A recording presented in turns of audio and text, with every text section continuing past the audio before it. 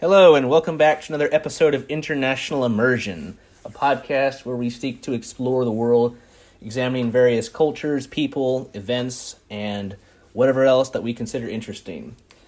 For today's topic and episode, we want to discuss how the current COVID-19 pandemic is affecting holidays. And I thought no better place to start would be to discuss this with my family, and from this, kind of venture out and see how that's affecting people, starting with us, and then kind of slowly, widening the spectrum of people we know until we kind of get to a global perspective. So today on the podcast, we have my aunt, my uncle, my mother, and my grandmother. So guys, thank you all for joining me today. Thanks for having us, Sean. You're quite welcome. So to begin with, since the beginning of the pandemic has started, we have missed out now on 3 holidays, if I'm correct? Yes. Yeah, or at least 3 holidays that our family likes to celebrate. So that would be St. Patrick's Day, Easter, Mother's Day, and then there's April Fools and whatever other typical family functions we normally do in the spring. We've all had to suspend those due to the effects of the virus. Not to say that we couldn't get together, but we did decide that was the best course of action. So I think it's interesting we can discuss each of these holidays briefly and why we decided not to get together. So the first holiday is St. Patrick's Day. So our family, we have a strong Irish ancestry, so we value St. Patrick's Day, especially my aunt. Don't you, Aunt Wendy? Yes, very much so. So we really get into it, and it's it's very fun and joyous time when we dye the food green, have our Guinness and other things related to Ireland and Irish culture and food, and it's a lot of fun. Unfortunately, though, after we all discussed it, we decided that we did not think it was safe to actually hold the family gathering this year. So kind of going back, so what all went from discussions, what all it made us decide not to do this? I think it was fear of infecting others and ourselves being infected. So for me, it was just flat out fear for myself and for my family. That's a very good point. Aunt Wendy, Uncle Doug? I agree with Lisa. It was, you don't want to risk anyone else getting sick or yourself, because you didn't know at that when St. Patrick's rolled around, we weren't even working from home yet. So it was kind of that we were still on that sketchy, what in the world is going on kind of thing. But it was scary enough with seeing all the footage from China, which really made you stop and think, would I put my family and myself in jeopardy if not only was I inviting my family, but I was inviting friends over? So it's not like you're just putting your fam in jeopardy. You were putting, oh, sorry, it's Henry. You were putting other people in jeopardy. No, I completely agree. And, I remember at the time I was still working in my office, but we had started to rotate in and out of the office where each of us was in the office no more than 2 days a week. But we were still outside, we were still exposed to others, and, we hadn't had time to self-quarantine for at least a few weeks. So, no, I completely agree. There was still, a lot of X factors out there for, do I have it? Is it just incubating? Do I even, do I not have it? And because of the incubation period of this virus, it's really hard to tell if you have it or you won't end up developing symptoms, or you do. And during that period of time, it's just like, well, I don't even want to risk it. So so in your lifetime, have you ever remembered a St. Patrick's Day that we didn't celebrate? No, the only time I've not been in the St. Patrick's Day family celebration is when either I've been abroad or it's when I've been abroad. That's the only reason why I've not attended one, and I don't think there's any other reasons we have to suspend that. So that kind of gives an idea of how big of an issue it is for us. Yeah, even when you were little. I mean, Mom, Lisa, can you remember any years that we didn't celebrate St. Patrick's Day? No. I've celebrated St. Patrick's Day for many, many years, and it just became kind of scary to do it this year. When it all happened, it was like, it's just better to just, we can do it again another day. Let's make sure we're healthy so that we can do it again another day. No, I completely concur with everybody's points. And, while it's frustrating and sad that we can't do that because it's such a strong tradition in our family, at the end of the day, I think, erring on the side of caution is the right decision, at least I think from everyone's points.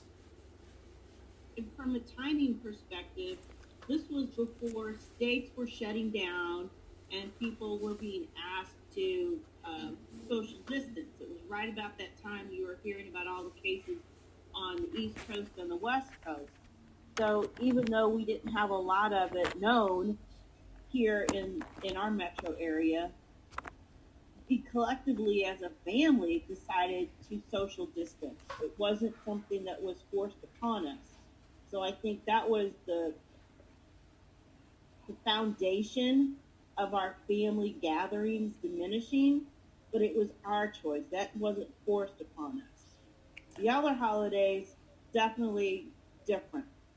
No, I think you make a good point there, is that, everyone that we know, friends and their families, they're either doing things or not doing things for a variety of reasons. But, that's a very, very important point. We were not forced to do this. We decided to do this. I have friends overseas, some in China, some other countries. They could not do anything because it was specifically told to them, you cannot do anything. Or if they were together, you're together, but now you can't go back, or you've been restricted in a number of ways. And actually, it was after St. Patrick's Day and Mardi Gras when states started shutting down because of the social gathering of this, highly festive holiday, when cases really started to explode in the Chicago area and down in New Orleans, and as people traveled back to their homes, that's how it was spreading to other regions. Exactly. Yeah, anytime you have a large population cluster for whatever reason, once that dissipates, it's going to spread the virus, regardless of measures that you put into place. Just like a Tom Clancy book. Well, Mardi Gras, they were doing nothing at Mardi Gras time for social distancing. They did nothing. Stop people gathering. In retrospect, it was still early, but at the same time, it's kind of shocking the fact that people know that this is spreading. It spreads very, very rapidly. It's hard to detect. It has such a long incubation period, and to not at least, or not even try to put a little bit of exposure out. Hey, just still party, but just be a little more cautious. Don't get so close together. Keep a little more distance. I think that's almost, it's quite. What's the word I'm looking for? Outrageous? Yeah, outrageous, or you could even say, just completely counterintuitive to what the reality of the situation is now from looking back at it. And then on the heels of that, you had spring break when, hundreds of thousands of people disregarded state mandates and federal mandates for social distancing, and that really bothered me. I couldn't believe how careless people were with not only their lives, but the lives of other people. And going back to our family for a fun gathering where we made that choice, when people were being told not to go out, they still went out. No, and that's what you're seeing across, not in the U.S., but many countries, is that you're starting to see more and more people try to kind of go against that. And, I have a couple of friends in Germany, for example. They've been telling me that they've been doing pretty well at keeping everyone at home, but now that it's been getting that on that 2-month mark a little later, people are starting to get so fed up, they're starting to break that and going out. So she's worried that, people are starting to go out, they're starting to disregard some of the advice. I'm afraid we're going to have some more spikes come up because of that. And if that continues, it's almost guaranteed. Yes, it's guaranteed. When the governors open up their states, 2 weeks later, you're going to have an explosion of cases. Well, like here in Missouri, it's going to go to hell in the handcart pretty quick. I mean, the cases haven't really tamped down. I mean, they haven't really scaled down any. I mean, Missouri's still staying up there on their cases. But And that's assuming that they are actually going to increase testing. I personally have my doubts about them increasing the amount of testing because I don't think they want to see the impact of their decision, of their political decisions of having increased cases. That's just my skepticism. well, I personally think the governors are feeling pushed or like made to open up because of how it's going to affect their economy. Their state's economies are going to go to hell in a handcart, and how are they going to fix everything? No, you both bring up very good points. I cannot imagine how much pressure the governors are under, both from their local constituents and at the federal level. Because I know, I've heard of here in the St. Louis area where we are, some city mayors, they're being pressed by businesses and individuals reopen, and at the same time they have other parties that are doing the exact opposite. So, or you're in a state where they reopen early, a lot of the cities don't want to, or vice versa. So that's going to cause a lot of tension and a lot of other problems. We're having this reopening. How do you feel about the family getting together at our functions? Well, I mean, and that brings up a good point, because both for Easter and Mother's Day, which, Mother's Day was just a couple days ago. No, it's today. Yeah, literally today. We decided not to get together for each of these holidays for the same reasons. Even though now we are all working at home and we're not going out as much, or we're not going out at all, but because we're seeing the numbers still increasing, and people around us, either people we know or people they know that are being infected, and the situation with our great grandmother, where she's at a care center where there are at least 11 cases as of last week reported. So it's really coming closer to home. No, Sean, 20. 20 cases now. Lovely. Absolutely lovely. So there you have it. I mean, the cases are spiking in places, and one of the statistics from Madison 20 County. cases and 1 death. Oh, lovely. Just lovely. And that's a sad fact, because almost half the cases in Madison County, from the statistics I saw, were in care centers or related facilities. And that's just appalling, in my opinion. Well, I don't see us as a family getting together until being optimistic, 4th of July. And that's just me being optimistic. No, I agree. I mean, for Father's Day coming up in June, that's, who knows about that, but I'm also thinking that's probably not going to be, something we're going to do. And yeah, 4th of July maybe, or who knows, it could even be later. It could be Labor Day, or I'm hoping it won't be that long, but, that's at least what we've just been deciding for each of these holidays. We've decided to curtail it. Now, there are other people I know that haven't been. They're like, who cares? It's not going to affect us, but that's their point, and they have their reasons. I may not agree with them. You guys may not agree with them, but there's not a specific order saying they can or can't do that. They may have stay-at-home orders in place, or they may have other rules in place, but at the end of the day, people are going to do what they're going to do. Neighbors 2 doors down from me had a family gathering yesterday. How many people were involved? Well, there was at least 6 people in the backyard, and those are mostly kids playing. And my other neighbors behind me, I know that their grandchildren live out of state, and they came in. So, and when she and I spoke a couple weeks ago, they talked about not getting together for any family events for fear of people getting sick. Yet, obviously, something happened. They changed their minds that their one child with their 3 grandchildren came up. So I think as time goes on, and I can only speak for me personally, having not watched the news and seeing what the cases are, I'm feeling less frightened. And that may be the case of people getting news burnout, or for those who didn't even watch the news, they're going to do what they're going to do. No, and you bring a good point up. I think a lot of people, if you're in any situation, and you're being inundated by information or you're avoiding it, if you at least have the know-how and the information to make you come to a conclusion that, okay, it is dangerous, the longer you're in this position of not doing things, the more it's going to start to become numb, at least in your senses. And I think that's a good example. They still may think it's serious, but the longer they wait, the longer nothing happens to them or anyone that they know, it starts to numb. Now, if something happens, oh, my neighbor's sick, oh, my other person that I know died, that's going to hit closer to home. And I think people who are getting hit closer to home by this, they're taking it generally more seriously. Whereas those who aren't, there's not that impact that they're feeling to kind of convince them or maybe give them that extra motivation to play it safe. Well, does anybody in this group know someone who's had the coronavirus? Personally. I know one of my coworkers, her friend has it, and he's at the ICU in the hospital right now, and he's 34. But do you know that? I mean, is it a personal friend? So, no. One of my former college professors had it.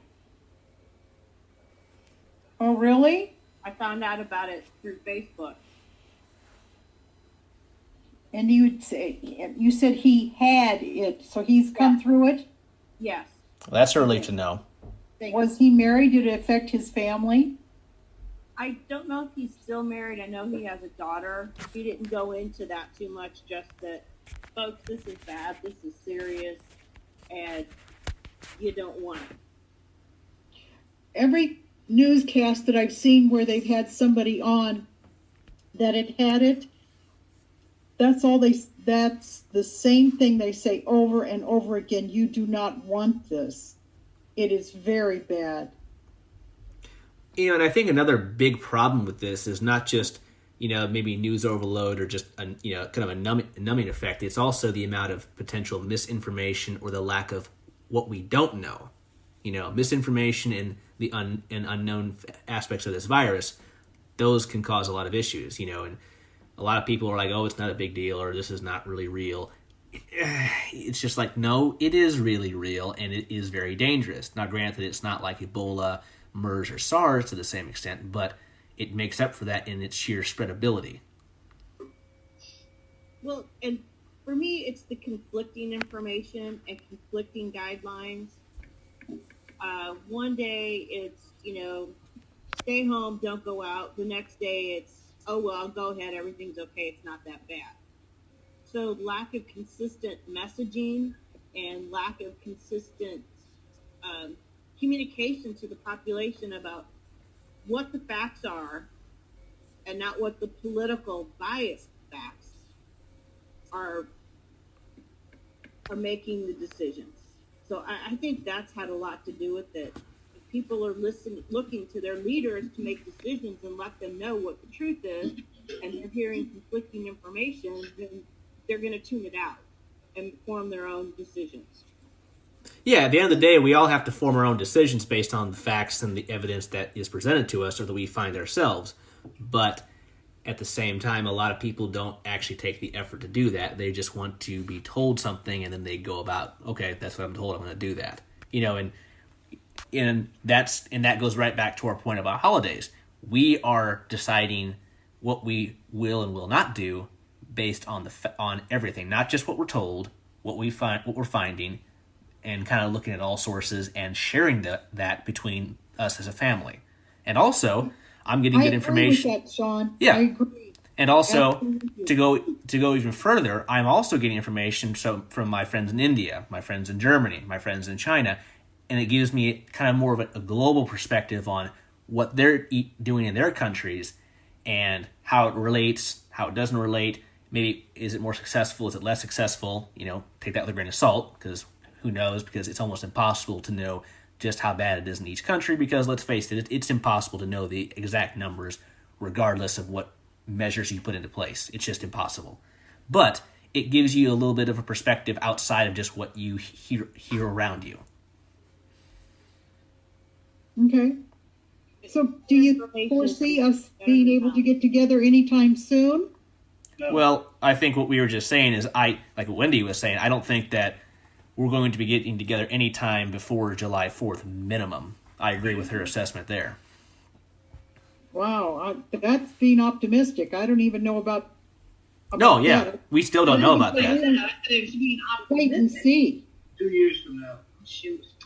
But I mean, I miss my family. I mean, I miss the everybody coming over and all the, the chatting and the silliness, and it's just that sense of family is like today. I mean, it doesn't feel like it's Mother's Day. I mean, I woke up this morning going, well, okay, it's Mother's Day. I'm not making my mother her Mother's Day brunch.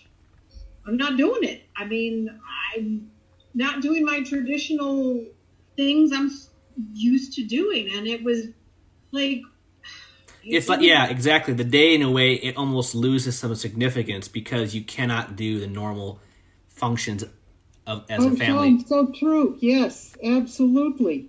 Well, and just like when I lived abroad, when I was overseas, every place has different holidays. They celebrate differently. There were some holidays, that we have here they don't have there, and because it wasn't hosted there, it really didn't feel like that holiday. It's like, oh yeah, today's Christmas, or today's Thanksgiving, but they don't do anything, or they don't do as much, and that meaning kind of is dissipated to an extent. It's that day, but it just doesn't feel the same. Well, no, because you're not together and you're not celebrating. Exactly. So that's that family element that I think is so important. Well, and that's what And we're a pretty tight family group. Yep. Yeah, and I miss seeing my children, and however, I did cheat yesterday, and I went and saw the three of you, and I'm like, oh my God, I hope I did everything right. But even when we're seeing each other, we're still trying to at least keep some social distancing, and also we're not trying to do too much. I mean, of course, everyone's guilty of breaking that at times. I mean, it's almost impossible not to, but we're at least trying to do that. Well, it was very weird when Mom was here, when she left, to not reach over and give my mother a hug and a kiss. And I have to say, Mom and I went to Home Depot to grab some things.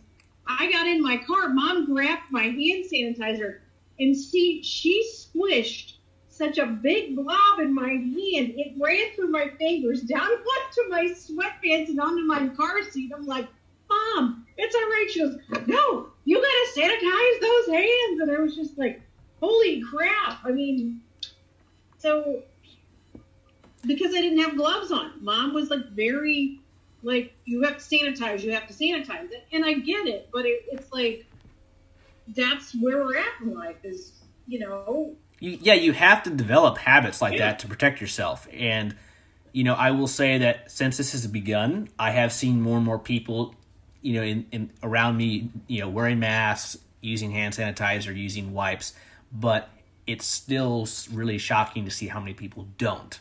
And especially you guys have provided plenty of examples to me from just normal discussion about when you go out, people not social distancing, people not caring, people not even thinking about it, and it's just it's like you need to understand this situation is quite severe, but clearly a lot of people are not. Well, and I can understand somebody who's, young and healthy. It's no big deal to them. But for the few people in our family who do have underlying health conditions, I think it has a different meaning for us when we see someone who is unprotected. And to have a smug look from someone looking at me like I'm some weirdo because I have a face mask on, I just think to myself, I hope there's no one in your family at risk. But it's, maybe if we were younger, and maybe if, a couple of us didn't have underlying health conditions, maybe we would have considered getting together today or on Easter. So I think that's probably true, Lisa. Well, yeah, I agree with that. Oh yeah, but I'm still scared all the time. I am too. Well, and I think that's one thing that at least we've tried to do in a satisfactory way is that we all understand where our health status is, what conditions we have, what conditions we don't, and we all know that, so we all know what we think is appropriate or not appropriate based on those health facts. And I think a lot of people, they just don't think about that. Like going back to the spring break, that thing, people on spring break. There was one reporter that interviewed some of these people, and they were like, it's no big deal. And the reporter asked them, well, what about if you go back home and you give it to your grandmother or someone like, an older person that oh, I never thought about that. It's like a lot of people are just not thinking. They're not thinking beyond themselves or just their immediate surroundings. They need, and I think that's really essential that people have to think of this, on the macro level, not the micro level. Well, that goes back to the whole mask thing. I mean, I'm wearing a mask not only to protect myself, but to protect you. I mean, that's the big thing here. It's got to be a mutual respect, and I think that is lost. There's no mutual respect for people anymore. I mean, if not, I mean, maybe I wouldn't go that far, but it's certainly decreased. I will say that. Well, what about the poor security guard that got shot? Yeah, because he wouldn't let. What store was that? I think it was like a Dollar General or a type of dollar store. They came back and shot him because they were being disrespected. Excuse me? We're disrespecting you by asking you to wear a damn mask? How is that disrespecting another person? I don't understand that. I really don't. How's that being disrespectful? Well, it's being disrespectful to every other person who does not want to get sick. Exactly. And I think that's the point, is a lot of people just do not think beyond themselves, or they are just, I hate to say it in a way, they're so sensitive to certain things that they get very irrational if they're provoked or if they're told something they don't want to hear. Yeah. Which, I mean, that's the most irrational thing that someone almost can do. I mean, literally to murder someone or have someone else murder them for you because you've been offended or disrespected, or at least in your own mind, that is just an absolute tragedy, and that is just disgusting. Well, Doug, do you have any thoughts on this? On what subject? You guys changed subject enough. That was my fault. So, what subject do you want to hear about? Well, about how it's affecting the family get-togethers. How do you feel about that? I feel like it is affecting. I mean, we celebrate anyway, and I'm sure you may not have people over, but you're celebrating anyway. I mean, there's still Mother's Day, and everybody says, even though it's virtual, we're still celebrating it. So, yeah, you bring up a point there. Yeah, we still have a virtual way to communicate and actually talk to each other. And that at least allows us to, like we're doing now, we can still see each other and see each other face to face, albeit not in person. It's still better than nothing, but it's still, I think. I still drank black and tans and ate corned beef and watched John Wayne. That's what I usually do. well, usually we have a house full of people. Well, yeah, but there's still a ton. Drink black and tans and eat corned beef and cabbage and watch John Wayne. So you can say that while we can still actually indulge in some of the foods and other delights that we normally can, it's just that we just don't have the other people around us to actually share those with. So just like anything, we can still do certain things or prepare certain things. It's just that we either have to do them alone or with maybe one other person or no one in general. Well, the difference for Wendy and Doug is, I mean, obviously they're married and they live together, so they can do things together. Yes. Mom and you and I, we're single. We all live alone.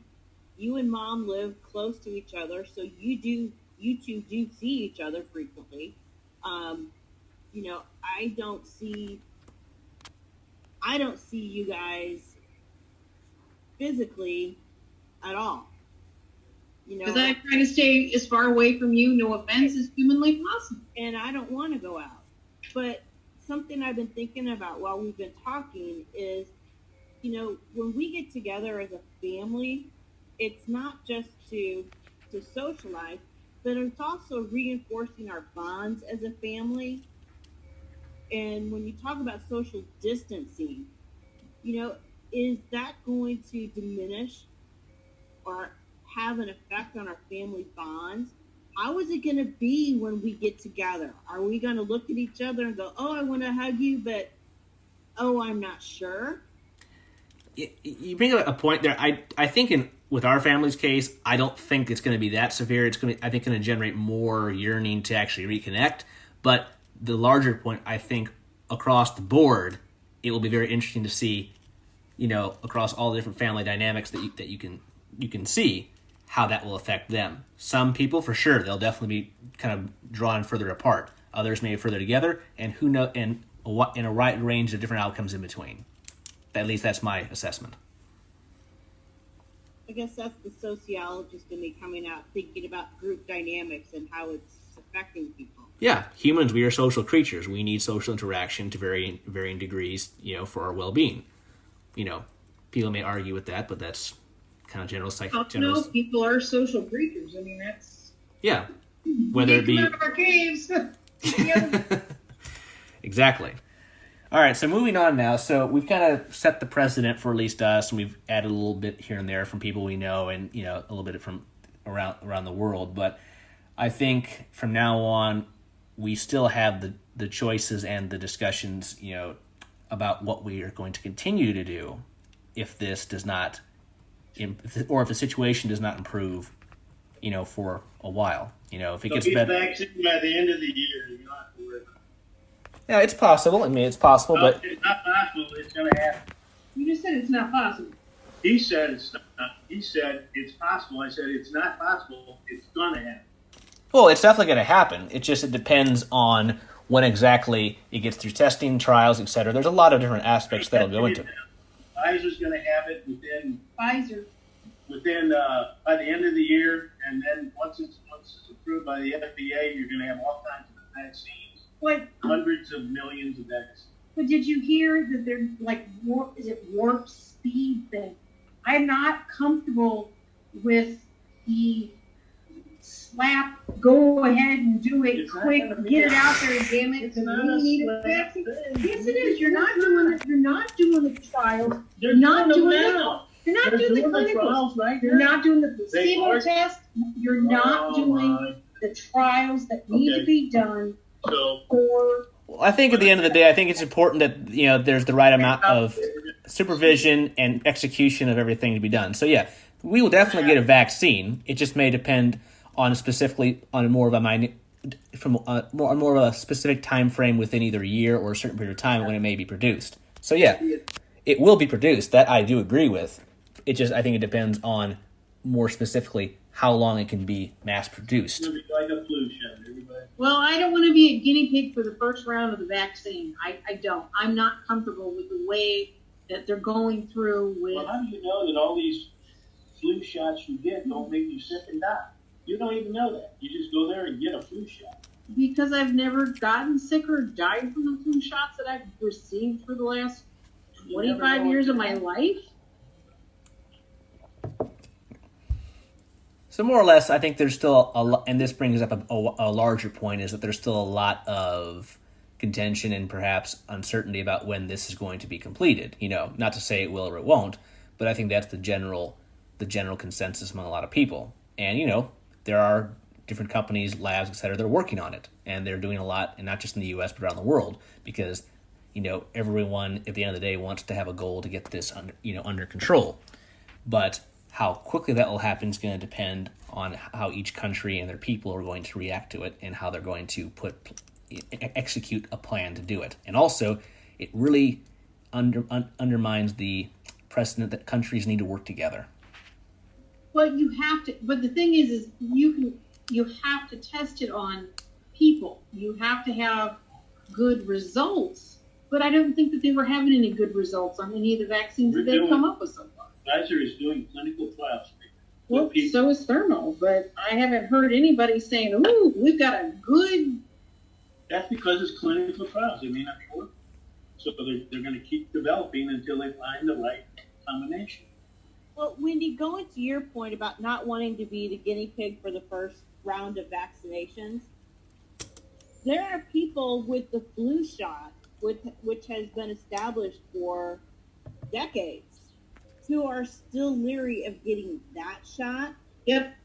So I think there's going to be a lot of people who are like, I don't know, I think I might take my chances, versus other people who are going to say, consequences be damned, I'm going to get the shot.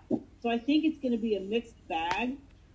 Even though the flu shot does have a long record and has gone through all of the Not always the long same. extended testing. Different every year. The flu shot is different every year. Viruses mutate and I change know they every mutate, but year. there's been such a long track record of the virus or the flu shots being effective that people have faith in it. But I'm saying, even though that track record has been proven, there are still some people who doubt the ability of the flu shot. Mm-hmm. It's safe. Yeah, there's people that don't do medication too. So Yeah, I know. their choice. Yeah, that's across the board. That's across the board. There's always segments of the population that, even if something's been pretty much, proven, or, they're still going to, contest some aspects. And on vaccines, there have been some negative effects, and it's kind of goes back to the point where, everything will continue to should be and continue to be improved. There's always going to be pitfalls. Find them, solve them, improve it. So it's just a matter of identifying problems and solving them. That's just a simple rule of thumb right there. And I'm not making a judgment about people who do or do not take medication or seek to have the flu vaccine. I'm just stating what I perceive to be a fact, that there is still skepticism about something that has a proven track record. People will be skeptical about getting the flu shot, while others will run out the flu shot. No, I'm just stating. No, I think you hit the nail right on the head there. I mean, that's every year you hear stuff about people. Oh my God, flu shot, or oh yes, definitely flu shot. That's that's just what you hear. So because they do come up with a vaccination for it, that doesn't mean that everybody is going to be safe. Just like we're not safe from the seasonal flu, because 2 years ago I got the flu shot and I still got sick because I got influenza B. So I guess my point more so was the testing, or the lack of testing that they're doing on this vaccine. That's where I'm coming from. I mean, if it was like a flu shot, I get my flu shot every year. But my worry is lack of testing. Well, they fast track it. Uh-huh. It makes you wonder: are they doing Cutting all corners. the vast amount of testing needs to be done? But that they're fast tracking it? Yes, they're fast tracking it. You know what the liabilities would be if you were cutting corners? You're not going to cut corners.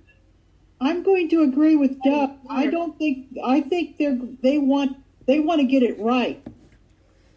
I'm saying the cohort groups may not be as large in the statistical samplings when you're looking at the efficacy of a vaccine. No, I think you guys both have good points. Going back again, they definitely want to get it right because they want a product that works and they don't want to cause any more harm because that could incur a lot of problems on them.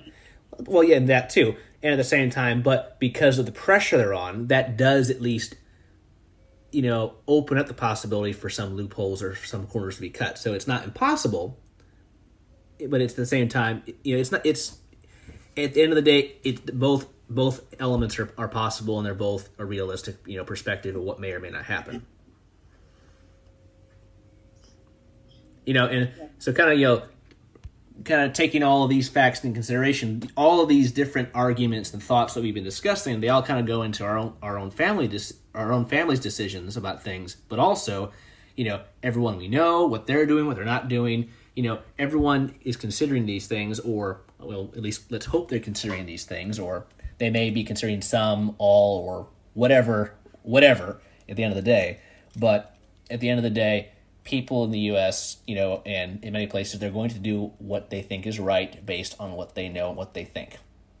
And that may go against or go with what this more the international standard and the scientific community's perspective on this is.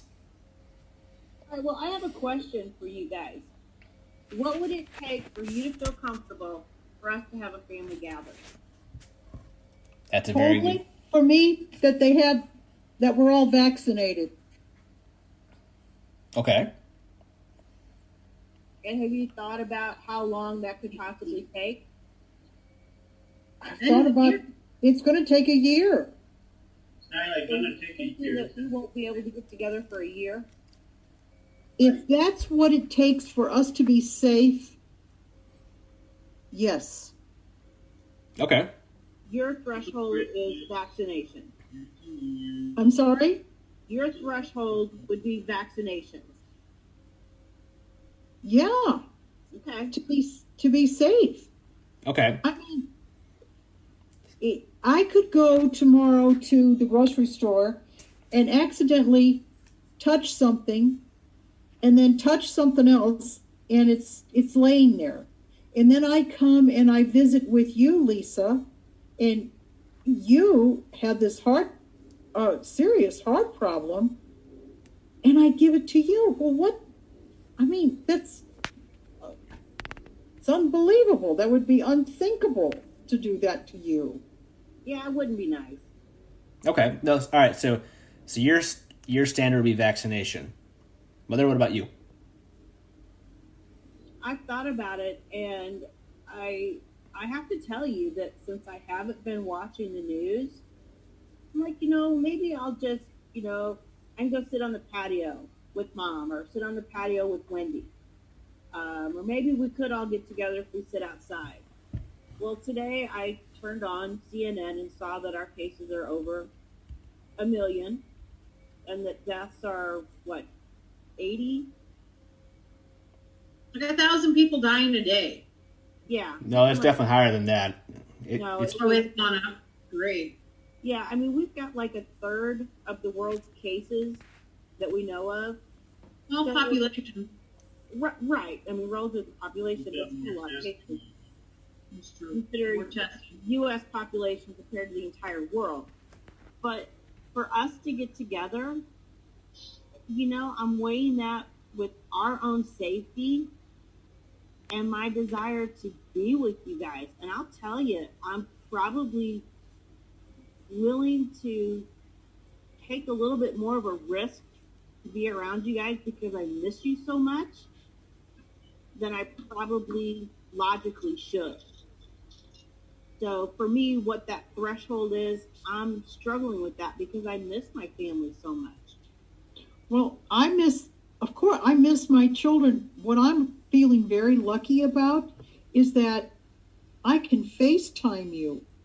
I can see you.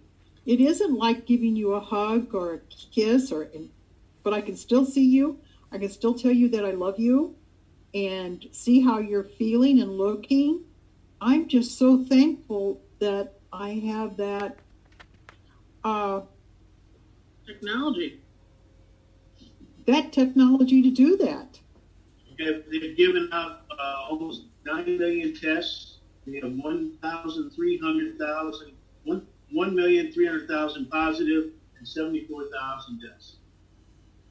So, put that in perspective, how many towns or how many small cities, if you had 74,000 people, how many small towns, how many? Wow, that would be 2 Edwardsvilles, wouldn't it? 3 Edwardsvilles? About 3. Yep. Yeah. Edwardsville's just under 30,000, so it's...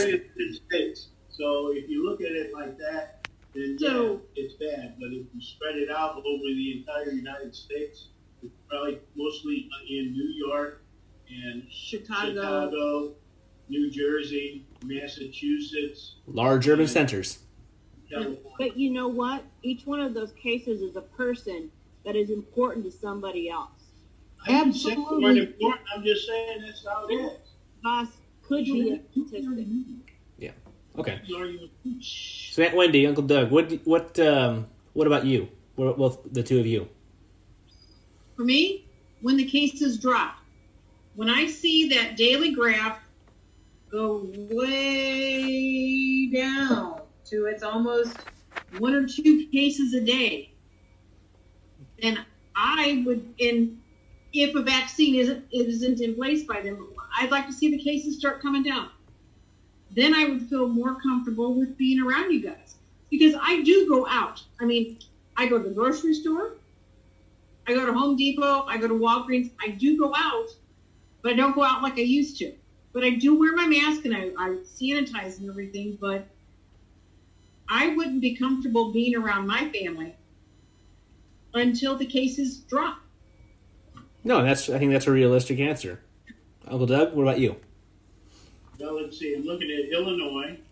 Illinois is at 3,400 deaths, and probably 70% of that is in Chicago. So Yep. Let's look at Missouri. And you're right. Missouri's way down. If I ever find it.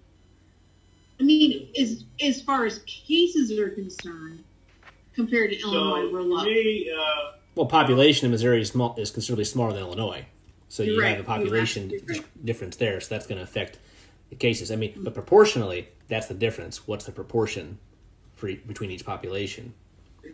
basically the way I feel about it is, okay, so Missouri has 482 deaths, but we've only tested a little over 100,000 people.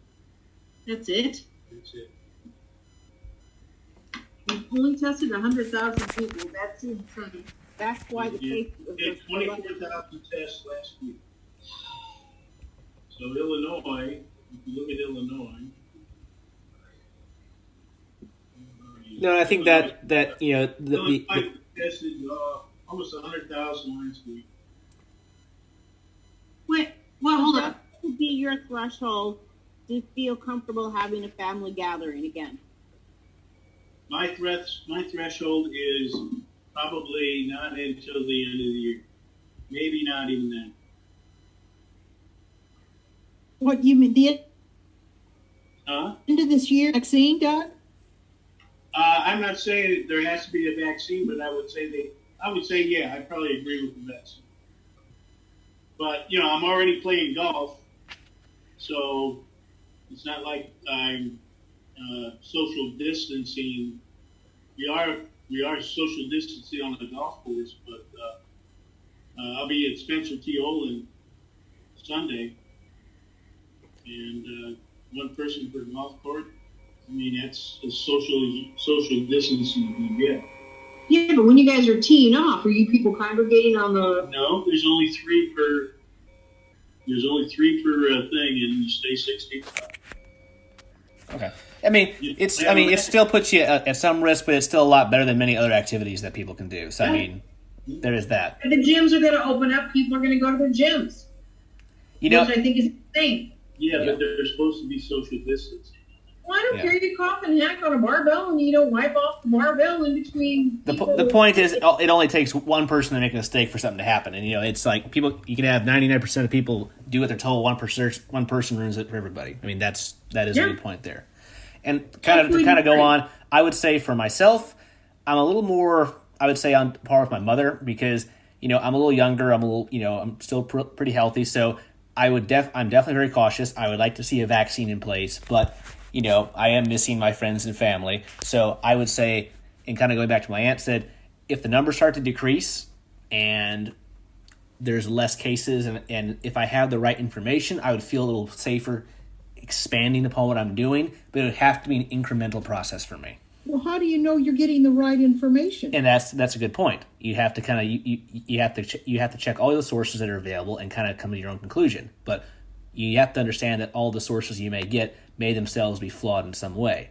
But I would say that because of my age and because of other factors, while I'm still very cautious, I'm a little more willing to go out and do a little more, but only if I feel that the information I receive I think is enough to convince me. Well, here's another thing. We're being told that probably by early June, we're going to be back in our offices. It will be mandatory for us to be back at work. Yeah, I mean, at this point, we're supposed to be back in my office, June 1st. 6 feet apart distance within your work. We already have people spaced out where they're 8 feet apart at work. Yeah, but we're still having people quarantining. I mean, even though there's no one in the office, people are still being quarantined because of How do you know that it's not going to be taken up by the air system that you work in? Are you going to wear a mask when you go to work? They give us a mask. Yes, we do. when I was there last 2 weeks ago to print something, when I walked into the building, I made the mistake and did not go to the check your temperature tent, which I got in a lot of trouble for not doing that, but I was running in to print something and didn't run into anybody. I mean, I opened the door with my foot. I did everything not to touch, but when I came out, the plant manager said, or the warehouse manager said, "Did you get your temperature taken?" And I was like, "Oh God, I didn't get my temperature taken." Oh, Lisa, see, it's... Yep. So That there demonstrates that. I did, and it was wrong of me. But what I did was I left, I went over, got my temperature taken. I came back with a mask, and I had my own mask.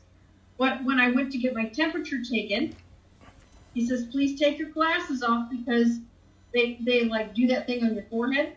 Yep. Because your glasses can give it an off reading. I was like 97, whatever. Gave me a mask. I went back in the office and said, "Mike, I'm very sorry. My temperature's fine. I won't do it again. I mean, I promise you." But even with those things in place, I'm not comfortable with going back to work and working with everybody. I'm not. And I'm the same way. We're supposed to go back to work on June 1st, and I myself am a little concerned about that as well, because I work at university. Oh, I know, but still. Social distancing is the thing that has been keeping people healthy. When you don't social distance. Well, yeah, it has been a very big factor to do that. But as with anything, it's not foolproof. No, But you guys nothing's go foolproof. to work. What? I know you already have to go into your office. Huh? You have to go into your office. You already have to go into your office. You're already at work, right? I don't have to. But you've been doing I it. have, because there's You don't have to things get that I have to argumentative. get done. You don't have to get I've been argumentative. choosing to go. Okay, but you're getting argumentative. The point where I'm going with this is when Yeah. you start going back to work and you have more and more people in an office space, I think that tendency to socialize and engage, whether for social situation or for work, I think that that fear is going to lessen because you're back in a normal situation again. And I agree. I disagree with that. No, and I think these types of things or changes of the kind of returning to a sense of normalcy, even though potentially it's not normal, that's going to have a huge effect, and that's going to continue to influence people's decisions. Oh, it works back to normal. I can maybe do this now. I can maybe do that now. So, while it's not for certain, it definitely opens up a huge possibility for a relapse or other things to happen with this virus. So, and that's what I'm hoping will not happen. Well, it happened with the Spanish flu, remember? Yeah. History shows. How can you remember? History. Well, I think it's very important. I think if people historically look at pandemics, they have been the largest, I would say, threat to human civilization in existence in the past, because this virus has already killed more people than the Korean War, the Vietnam War, not to bring them up, but that just shows you an example of This just... virus has not killed as many as the Spanish flu. I'm sorry, Vince. No, not nearly, given the circumstances and with today's technology, but on comparison, it still killed a lot compared to MERS, SARS, or Yes. even Ebola, which are in nature more deadly viruses. But it is still alarming to say.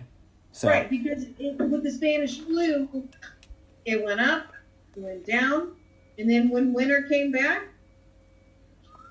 yeah, all viruses have kind of a trend they follow based on their genetic makeup and what they're susceptible to and what they're... But they're not real sure about that will happen with this virus. They don't know yet, but there's a lot, and those are the unknowns that they're still working on. You know, a lot of people could say yes, a lot of people say no. They'll cite different things, but there's still a lot of unknown factors, and that I think is what makes this whole thing that much more frightening. So there is a tremendous amount of confidence knowing that this virus will mutate just like every other virus does mutate. I think that's one constant about a virus is that it's going to change. Exactly. Yeah, that's the nature of viruses. They do change over time. Because they have a very fast reproductive cycle that allows them to mutate more quickly. Whereas mutations in humans take a lot longer, or more long-lived animals. It's just based on time and reproductive speed, and also lifestyle or lifespan. A couple of, maybe it was last week or the week before that we may end up that we have to get 2 shots, one for the regular flu season and then one for this COVID. That's fine.